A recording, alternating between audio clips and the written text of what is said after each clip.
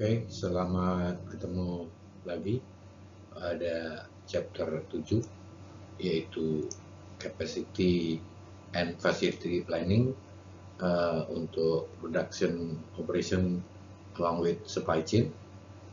Kita akan mulai kuliah ini, mungkin sangat padat sekali. Silakan menikmati. Topik Capacity and Facilities Planning mencakup dua fokus besar, perencanaan kapasitas dan perancangan fasilitas. Keduanya saling berhubungan dan menjadi dasar dari keputusan operasional jangka panjang maupun jangka pendek. Pertama, kita akan membahas konsep kapasitas. Bagaimana organisasi mengukur kemampuan produksinya? Apa bedanya antara kapasitas teoritis dan kapasitas efektif? Serta bagaimana faktor-faktor seperti waktu staf, tenaga kerja, dan peralatan memengaruhi hasil akhir. Selanjutnya, kita akan melihat bagaimana keputusan kapasitas diambil. Ini mencakup strategi ekspansi jangka panjang, seperti kapan dan seberapa besar menambah fasilitas baru, serta penyesuaian jangka pendek untuk menghadapi fluktuasi permintaan tanpa mengorbankan efisiensi. Setelah itu, kita akan masuk ke penerapan manajemen kapasitas dalam konteks nyata. Di sini kita akan membahas fenomena seperti economies of scale, learning curve, dan bagaimana perusahaan menggunakan sistem manajemen pendapatan untuk mengoptimalkan kapasitas yang dimilikinya. Kemudian, bagian kedua dari kuliah akan beralih ke facility planning dan layout design. Kita akan melihat bagaimana tata letak fasilitas memengaruhi produktivitas, keamanan kerja, dan aliran material. Kita juga akan membahas pendekatan modern seperti digital simulation layout dan desain berkelanjutan yang memperhatikan faktor lingkungan dan ergonomi. Terakhir, kita akan menyatukan semua topik ini dalam satu kerangka integratif. Bagaimana capacity planning dan facility design harus dirancang bersama agar strategi operasional berjalan efektif dan efisien, bukan hanya untuk hari ini, tapi juga untuk kebutuhan masa depan. Jadi melalui sesi ini, mahasiswa diharapkan memahami bukan hanya teori, tetapi juga bagaimana keputusan, kapasitas, dan desain fasilitas berperan langsung dalam kinerja rantai pasok dan daya saing organisasi.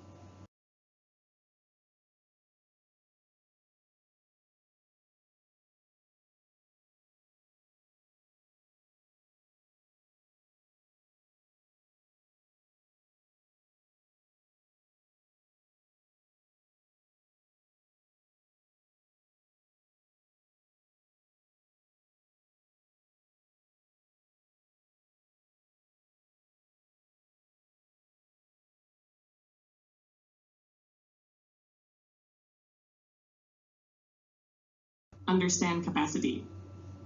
Baik, Bapak, Ibu, dan teman-teman, sekarang kita akan membahas topik penting dalam manajemen operasi, yaitu kapasitas, capacity, dan perencanaan kapasitas, capacity planning. Pertama-tama, kapasitas berarti kemampuan maksimum suatu sistem, fasilitas, atau proses untuk menghasilkan output dalam periode waktu tertentu. Contohnya, jika sebuah pabrik mampu memproduksi 1.000 unit per hari tanpa lembur, maka itulah kapasitas produksinya. Selanjutnya, perencanaan kapasitas adalah proses untuk menentukan seberapa besar sumber daya produktif, seperti tenaga kerja, mesin, dan area kerja, yang diperlukan untuk memenuhi permintaan pelanggan di masa depan. Tujuan utamanya adalah agar kapasitas yang kita miliki selalu seimbang dengan permintaan pasar. Kalau kapasitas terlalu besar, maka banyak sumber daya akan menganggur, biaya tetap meningkat, dan efisiensi menurun. Sebaliknya, kalau kapasitas terlalu kecil, kita tidak mampu memenuhi pesanan, pelanggan bisa kecewa, bahkan pindah ke kompetitor. Nah, dalam perencanaan kapasitas, terdapat 3 strategi utama yang digunakan perusahaan dalam menyesuaikan kapasitas terhadap pertumbuhan permintaan, yaitu lead strategy, strategi mendahului permintaan. Strategi ini dilakukan dengan menambah kapasitas sebelum permintaan meningkat. Perusahaan bersikap proaktif, mempersiapkan fasilitas atau peralatan baru lebih awal. Keuntungannya, perusahaan tidak akan kehilangan pelanggan karena kekurangan kapasitas.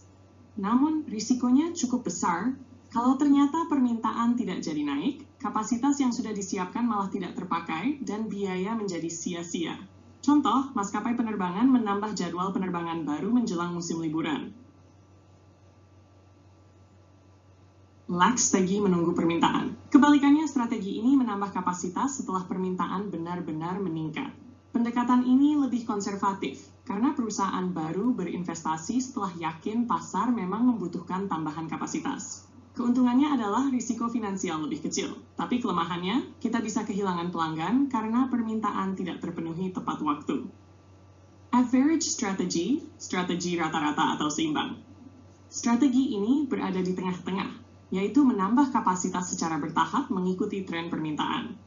Pendekatan ini mencoba menyeimbangkan antara risiko kekurangan kapasitas dan pemborosan sumber daya. Biasanya digunakan oleh industri yang permintaannya relatif stabil, seperti industri makanan dan minuman. Kesimpulan. Jadi, inti dari pembahasan hari ini adalah perencanaan kapasitas membantu perusahaan memastikan operasi berjalan efisien, sumber daya digunakan secara optimal, dan pelanggan tetap puas. Keputusan tentang kapan dan seberapa banyak kapasitas perlu ditambah sangat menentukan daya saing perusahaan, baik dari segi biaya, kecepatan layanan, maupun keandalan operasional. Sekarang kita masuk ke bagian penting dalam perencanaan kapasitas, yaitu Capacity Expansion Strategies, atau strategi ekspansi kapasitas. Slide ini menampilkan 4 pendekatan umum yang bisa digunakan oleh perusahaan untuk menambah kapasitas seiring dengan pertumbuhan permintaan. Mari kita bahas satu persatu. Pertama, kita lihat grafik di kiri atas, Capacity Lead Strategy. Strategi ini berarti perusahaan menambah kapasitas sebelum permintaan benar-benar meningkat. Artinya, organisasi berusaha selangkah lebih maju dibandingkan permintaan pasar. Keuntungannya, perusahaan siap melayani lonjakan permintaan tanpa harus menolak pelanggan. Ini sering diterapkan pada industri dengan risiko kehilangan pelanggan yang tinggi, seperti hotel, maskapai, atau layanan online. Namun, risikonya adalah biaya investasi yang besar di awal, dan kemungkinan kapasitas menganggur bila permintaan tidak tumbuh secepat yang diperkirakan. Kedua, di kanan atas, kita punya Capacity Lag Strategy. Berbeda dengan yang sebelumnya, strategi ini menunggu permintaan benar-benar meningkat, baru kemudian menambah kapasitas. Pendekatan ini lebih konservatif karena meminimalkan risiko investasi berlebih. Namun, ada konsekuensinya. Pelanggan bisa kecewa karena waktu tunggu lebih lama atau stok habis. Strategi ini lebih cocok untuk bisnis dengan permintaan yang relatif stabil atau mudah diprediksi. Lalu, di kiri bawah, kita punya Average Capacity Strategy. Seperti namanya, strategi ini berada di antara dua ekstrem tadi. Perusahaan menambah kapasitas sedikit lebih awal atau sedikit lebih lambat, tergantung pada pola permintaan. Tujuannya adalah menjaga keseimbangan antara risiko kelebihan kapasitas dan risiko kehilangan pelanggan. Banyak organisasi manufaktur atau jasa yang memilih strategi ini karena dianggap paling realistis untuk jangka panjang. Terakhir, di kanan bawah, ada incremental versus one-step expansion. Strategi incremental expansion berarti kapasitas ditambah secara bertahap dalam langkah-langkah kecil, misalnya menambah satu mesin baru setiap kuartal.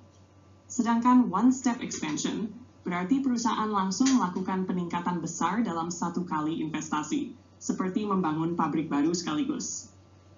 Kedua pendekatan ini memiliki kelebihan dan kekurangannya masing-masing. Incremental expansion lebih fleksibel dan mengurangi risiko, tetapi bisa mengorbankan efisiensi skala. Sementara one-step expansion memungkinkan perusahaan menikmati economies of scale, tetapi risikonya besar bila proyeksi permintaan tidak sesuai. Dengan memahami keempat strategi ini, seorang manajer operasi dapat memilih pendekatan yang paling sesuai dengan karakteristik bisnisnya. Apakah ingin tumbuh agresif, berhati-hati, atau menyeimbangkan antara risiko dan peluang? Baik, sekarang kita bahas konsep dasar dari capacity atau kapasitas. Kapasitas pada dasarnya mengacu pada kemampuan maksimum suatu sistem untuk memproduksi barang atau memberikan jasa dalam periode waktu tertentu. Tetapi, menentukan berapa kapasitas yang ideal bukanlah hal yang sederhana. Ada beberapa faktor penting yang harus kita pertimbangkan. Pertama, peningkatan kapasitas sangat bergantung pada volume dan kepastian permintaan yang diantisipasi. Jika permintaan bersifat stabil dan dapat diprediksi, perusahaan bisa merencanakan ekspansi dengan lebih percaya diri. Namun, jika permintaan fluktuatif atau tidak pasti, maka keputusan ekspansi harus lebih hati-hati. Biasanya melibatkan analisis risiko dan fleksibilitas sumber daya. Kedua, keputusan kapasitas juga harus selaras dengan tujuan strategis organisasi. Sebagai contoh, perusahaan yang berfokus pada pelayanan pelanggan mungkin lebih memilih memiliki sedikit kelebihan kapasitas agar selalu siap memenuhi pesanan kapanpun datang. Sebaliknya, perusahaan yang mengejar efisiensi biaya mungkin akan beroperasi mendekati batas kapasitas optimal untuk menekan biaya tetap. Ketiga, kita tidak bisa lepas dari pertimbangan biaya ekspansi dan biaya operasional. Menambah kapasitas biasanya memerlukan investasi besar, baik dalam bentuk peralatan, fasilitas, maupun tenaga kerja. Oleh karena itu, manajer harus menyeimbangkan antara potensi keuntungan dari peningkatan kapasitas dengan biaya tambahan yang akan timbul. Selanjutnya, ada dua konsep penting yang perlu dipahami. Yang pertama adalah best operating level, yaitu tingkat penggunaan kapasitas yang menghasilkan biaya per unit paling rendah. Bayangkan sebuah hotel, ya ketika jumlah kamar yang digunakan sekitar 80%, biaya rata-rata per kamar biasanya paling efisien. Jika terlalu sedikit tamu, biaya tetap per kamar meningkat. Jika terlalu penuh, layanan bisa terganggu dan efisiensi justru menurun. Yang kedua adalah capacity cushion atau cadangan kapasitas. Ini adalah persentase kapasitas yang disimpan sebagai buffer untuk menghadapi hal-hal tak terduga, seperti lonjakan permintaan, keterlambatan bahan baku, atau kerusakan peralatan. Perusahaan dengan risiko permintaan tinggi biasanya memiliki capacity cushion yang lebih besar, sementara industri yang stabil seperti utilitas listrik biasanya memiliki cushion yang lebih kecil. Jadi intinya, kapasitas bukan sekadar angka berapa banyak yang bisa diproduksi, tetapi juga strategi manajerial untuk menyeimbangkan antara efisiensi, fleksibilitas, dan kesiapan menghadapi ketidakpastian. Sekarang kita masuk ke konsep yang sangat penting dalam manajemen operasi, yaitu economies of scale, atau dalam bahasa Indonesia sering disebut skala ekonomi. Intinya begini, ketika volume produksi meningkat, biaya per unit justru menurun. Mengapa bisa begitu? Karena ada beberapa faktor yang bekerja bersamaan untuk menciptakan efisiensi. Pertama, biaya tetap dapat disebarkan ke lebih banyak unit produksi.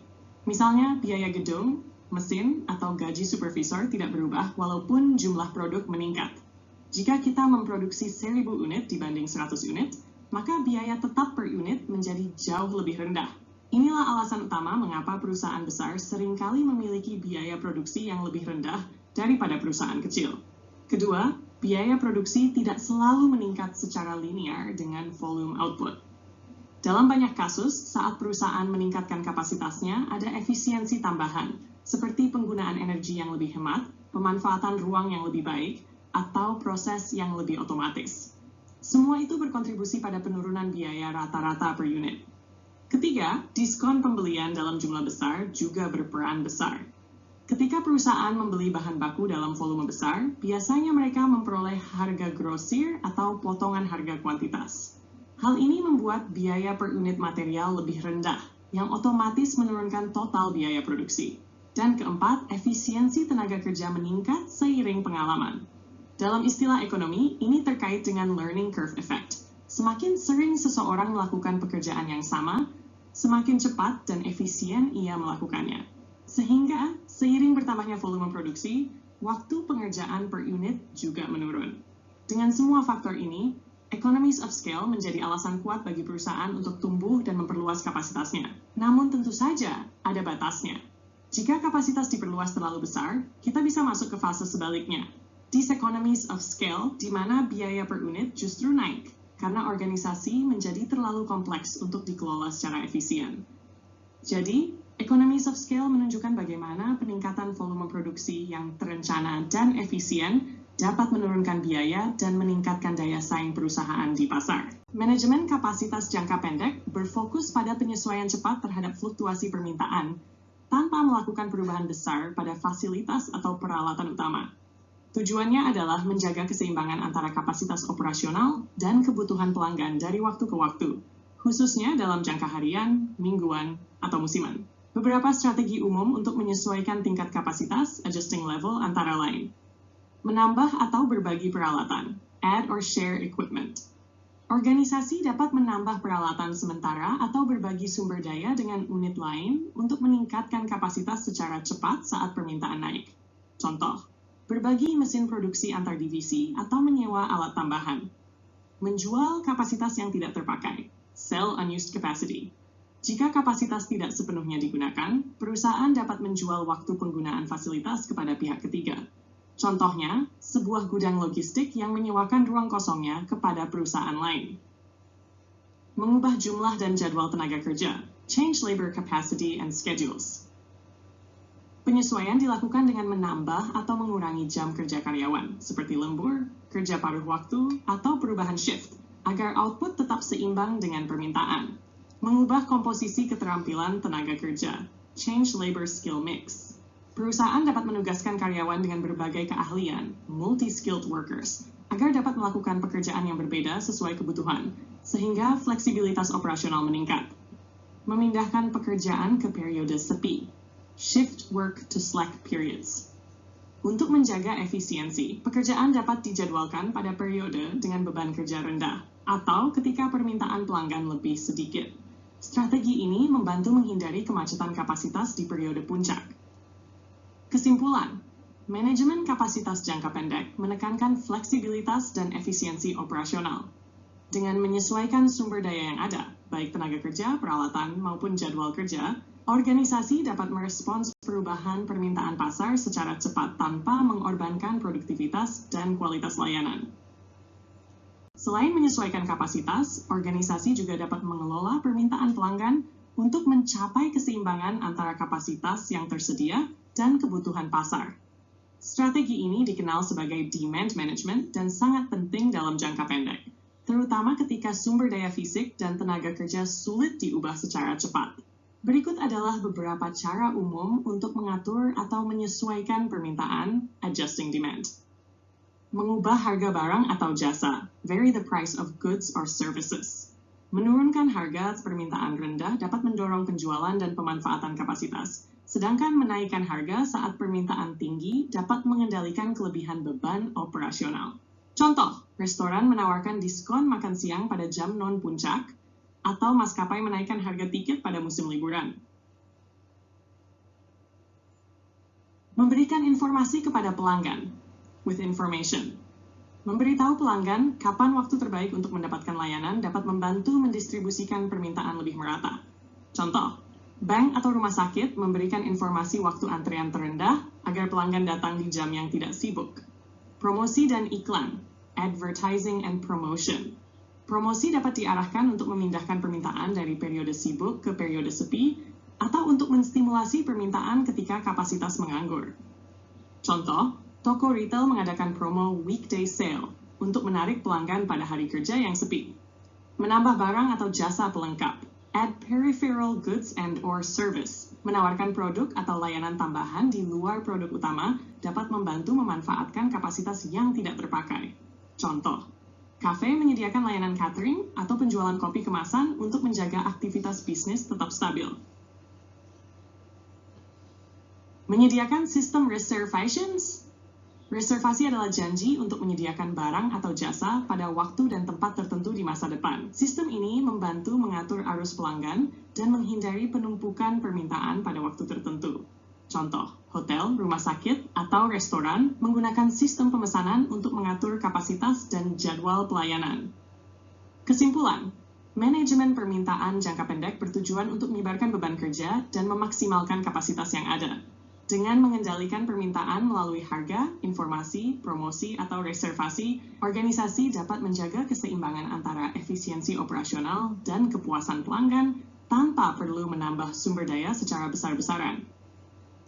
Sistem manajemen pendapatan, Revenue Management S, adalah seperangkat metode dinamis yang digunakan untuk memaksimalkan pendapatan dari aset yang bersifat mudah rusak atau terbatas, perishable assets, seperti kursi pesawat, kamar hotel, atau tiket konser. RMS berfungsi untuk menyeimbangkan antara permintaan pelanggan, kapasitas yang tersedia, dan harga jual dengan tujuan memperoleh pendapatan tertinggi yang mungkin dalam setiap kondisi pasar.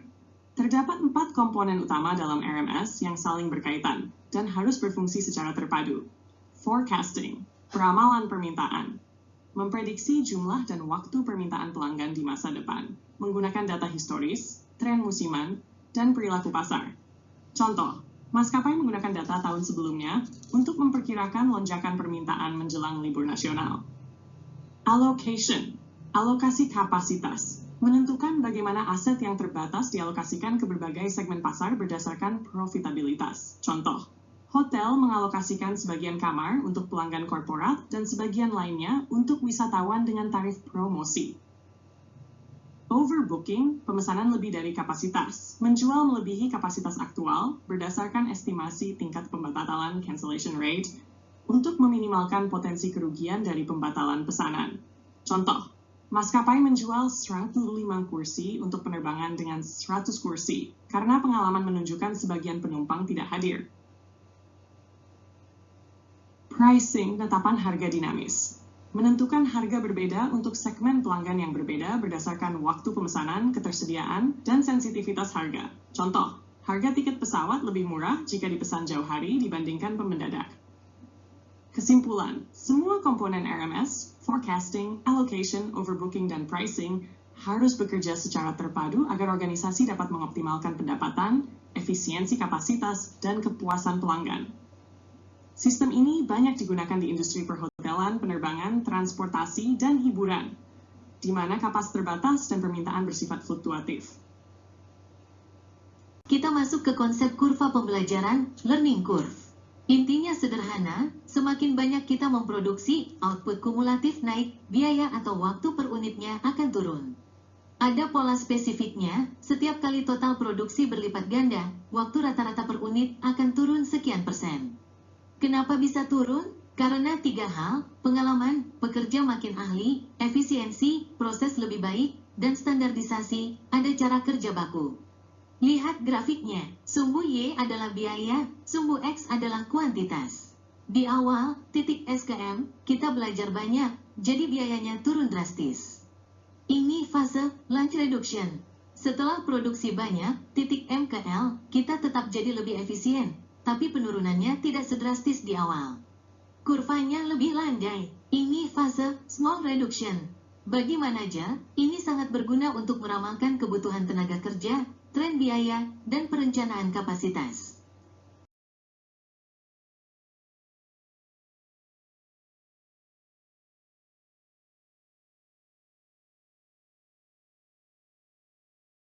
Best operating level for a hotel. Baik, sekarang kita akan melihat bagaimana konsep economies of scale dan diseconomies of scale bekerja dalam dunia nyata, melalui contoh hotel operation atau operasi hotel. Coba perhatikan grafik di layar. Sumbu horizontal menunjukkan jumlah kamar di hotel, sementara sumbu vertikal menunjukkan biaya rata-rata per kamar. Jadi semakin ke kanan artinya hotel semakin besar, dengan jumlah kamar yang lebih banyak. Kita mulai dari sisi kiri grafik. Di area ini hotel masih kecil, mungkin hanya memiliki 100 atau 200 kamar. Pada titik ini, biaya rata-rata per kamar masih tinggi, karena biaya tetap seperti bangunan, manajemen, dan fasilitas harus ditanggung oleh jumlah kamar yang sedikit. Namun seiring bertambahnya jumlah kamar, biaya rata-rata per kamar mulai menurun. Inilah fase yang disebut economies of scale. Mengapa bisa turun? Karena hotel bisa memanfaatkan sumber daya lebih efisien. Misalnya, sistem manajemen yang sama bisa mengatur 500 kamar tanpa harus menambah banyak staf baru. Demikian juga untuk biaya pemeliharaan, energi, dan pemasaran. Semua bisa dioptimalkan dengan volume yang lebih besar. Semakin banyak kamar yang diisi, semakin rendah biaya tetap per kamar. Namun, efisiensi ini tidak terus meningkat selamanya. Perhatikan bagian tengah grafik.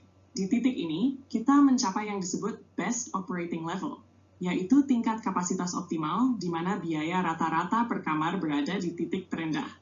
Di titik inilah hotel beroperasi paling efisien.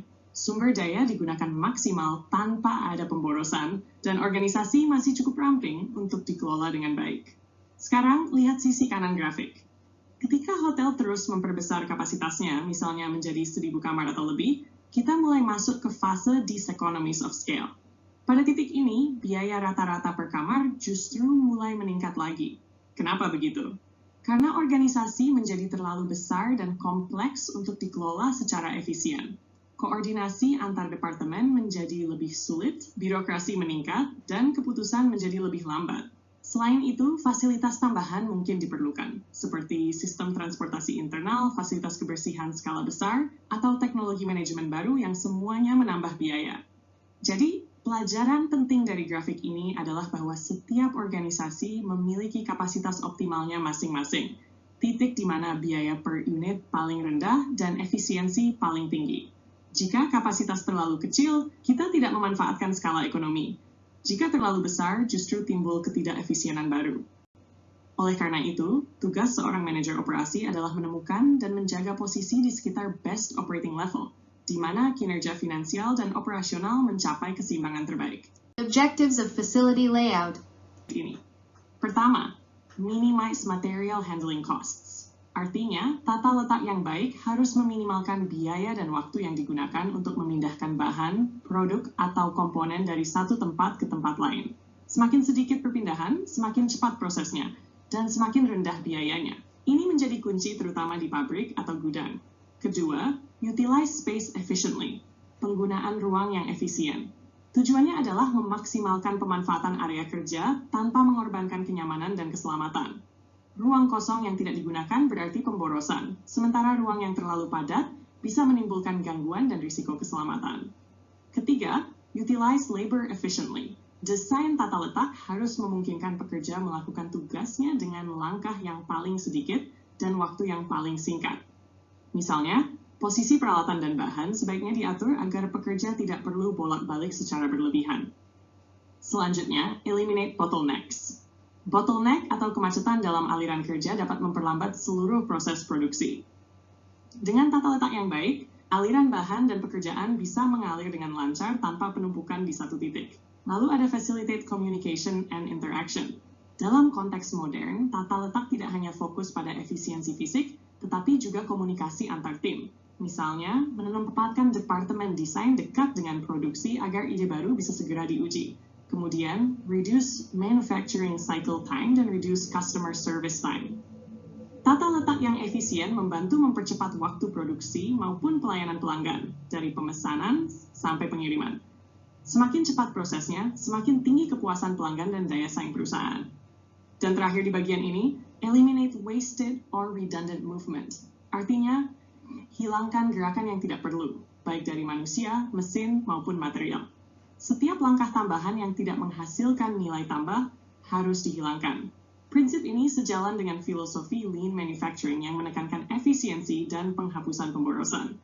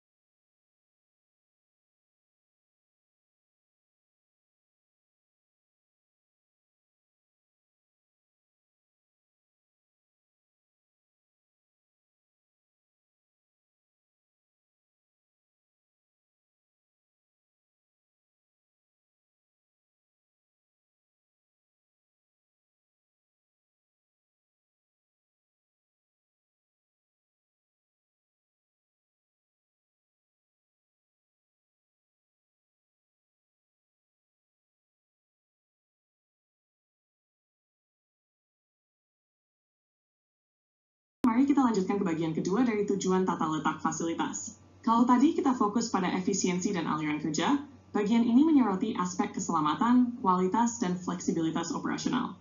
Pertama, facilitate entry, exit, and placement of material, products, and people. Artinya, tata letak harus memudahkan arus masuk dan keluar barang serta pergerakan orang. Aksesibilitas sangat penting, baik untuk kegiatan harian maupun dalam situasi darurat. Kedua, incorporate safety and security measures. Setiap rancangan fasilitas harus menjamin keselamatan pekerja dan keamanan aset. Misalnya, jalur evakuasi harus jelas, alat pemadam kebakaran mudah dijangkau, dan area berisiko tinggi diberi pembatas yang memadai. Ketiga, promote product and service quality. Tata letak yang baik mendukung konsistensi mutu. Misalnya, meminimalkan risiko kontaminasi di pabrik makanan, atau mengurangi potensi kerusakan produk di area penyimpanan. Keempat, encourage proper maintenance activities. Peralatan dan mesin harus ditempatkan sedemikian rupa sehingga mudah diakses untuk perawatan rutin. Perawatan yang sulit dijangkau seringkali menjadi penyebab downtime yang tidak perlu.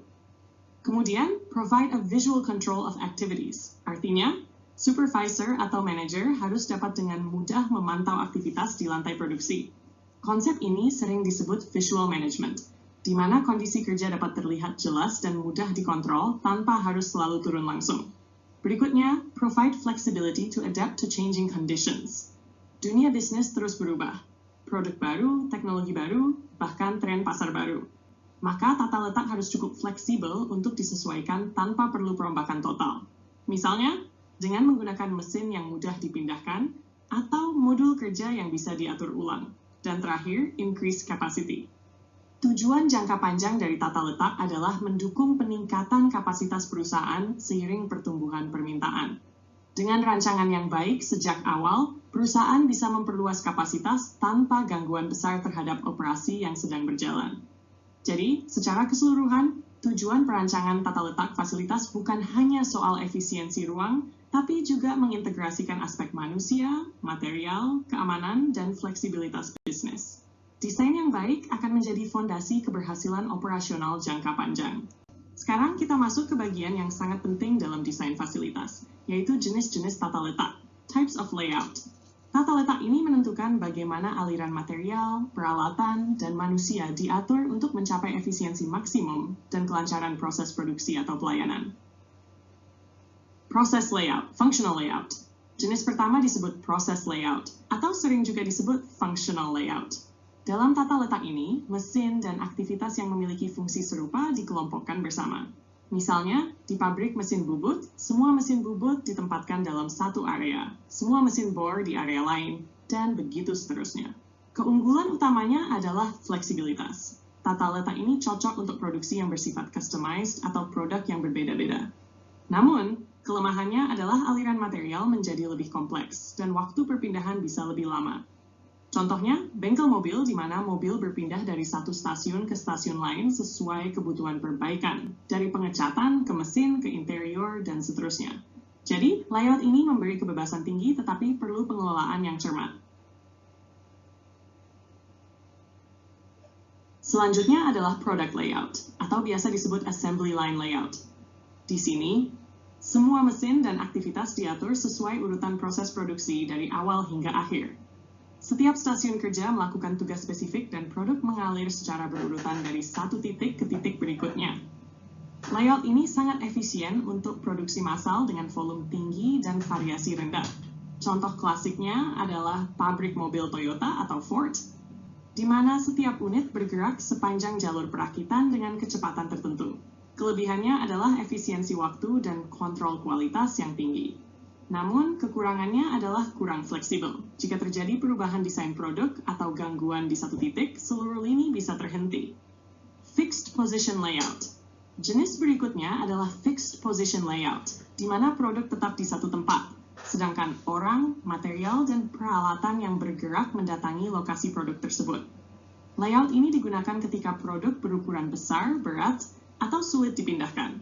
Contohnya dalam pembangunan pesawat terbang, kapal laut, proyek konstruksi gedung, atau instalasi turbin pembangkit listrik. Keunggulannya adalah cocok untuk proyek besar dan unik. Namun, koordinasinya rumit karena banyak pihak harus bekerja di lokasi yang sama secara bergantian. Jadi tata letak ini menuntut manajemen proyek dan penjadwalan yang sangat disiplin. Just cellular layout. Kemudian ada cellular layout, yaitu gabungan pendekatan proses dan produk, tetapi dengan penataan berbasis kelompok sel kerja, work cells. Dalam layout ini, mesin-mesin yang berbeda fungsi tetapi digunakan untuk memproduksi satu kelompok produk tertentu ditempatkan berdekatan dalam satu sel. Tujuannya adalah menciptakan aliran kerja yang lebih efisien seperti pada assembly line, tetapi tetap mempertahankan fleksibilitas seperti pada proses layout. Biasanya digunakan dalam konsep lean manufacturing dan just in time untuk mengurangi waktu tunggu dan pemborosan transportasi antar area. Contohnya, pabrik elektronik di mana satu sel khusus merakit satu jenis papan sirkuit lengkap dari awal hingga akhir. Hybrid layout. Dan yang terakhir, kita punya hybrid layout, atau disebut juga combination layout. Seperti namanya, layout ini menggabungkan beberapa karakteristik dari jenis-jenis layout sebelumnya untuk mencapai keseimbangan antara efisiensi dan fleksibilitas. Misalnya, sebuah perusahaan otomotif bisa menggunakan product layout di bagian perakitan utama, tapi juga proses layout di bagian bengkel pengecatan dan perawatan, serta cellular layout di area komponen kecil seperti sistem kelistrikan atau interior.